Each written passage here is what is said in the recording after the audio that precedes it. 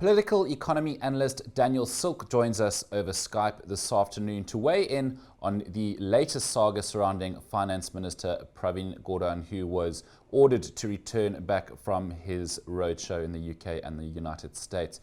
Daniel, thank you very much for joining us this afternoon and sharing light on, I guess an issue that has gripped the country and the economy in the last 24 hours. You were saying off air that you have a bad feeling about this. Would you like to elaborate?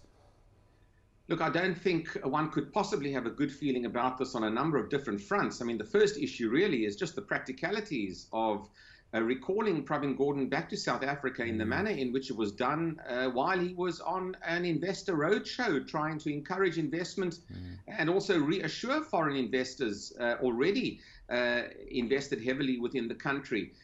This kind of thing, it's highly ironic that politics should be behind his recall when he himself was trying to be positive about the country and reassure outsiders. So that's the point one that I'm concerned about, a complete sort of lack of understanding, a disdain, in fact, for what he perhaps was trying to achieve.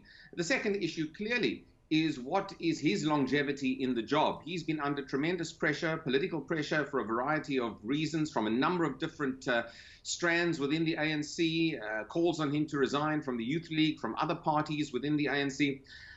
This also puts pressure on him. And I would certainly argue that this terse manner in which he was instructed to return does indicate that he is going to face the music, certainly from President Zuma.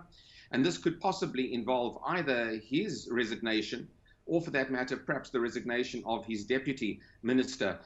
This is an issue that, to me, is not going to just fizzle out. But, time will tell as to whether President Zuma is prepared to take what will be a substantial political risk in removing or asking for his head, a political risk that would perhaps be pleasing to some quarters, but I think could unleash a number of internal tensions and events that might lead also to President Zuma's further weakness as a result thereof. And of course, it seems whenever the Treasury is touched, the rand takes a tumble. Tell us a bit about the markets over the last 24 hours. Well, the rand had been doing relatively well in line with other emerging market currencies. Commodity prices were on the up, and there was a buoyancy about emerging markets. South Africa rode the crest of that particular wave, along with other emerging currencies. The Russian ruble had done better.